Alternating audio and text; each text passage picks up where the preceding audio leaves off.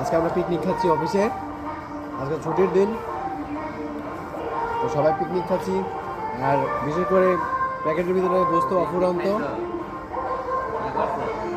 গোস্ত, খাসির পিসগুলো দেখেন অনেক বড় বড়। আমাদের বস আমাদের আজকে এইভাবে পিকনিক খাওয়াইতেছে, সবাই মজা পাইতেছি অনেক, খাবারটা অনেক সুস্বাদু।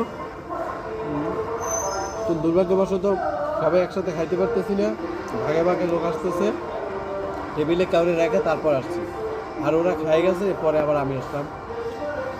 সবচেয়ে বড় কথা, মাংস পর্যাপ্ত পরিমাণে।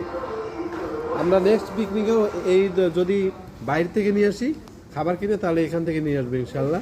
এটা হাফ প্লেটই পর্যাপ্ত মাংস পেয়েছি। প্রায় আমি মিনিমাম 10 পিসের মতো মাংস পেয়েছি, 10 পিসের কম হবে না। খাবারটা অনেক সুস্বাদু হয়েছে। ধন্যবাদ বস আপনাকে, যে দোকান থেকে আনছেন। খাওয়ার সময় আপনি নেই, আপনি হয়তো ব্যস্ত আছেন, ধন্যবাদ।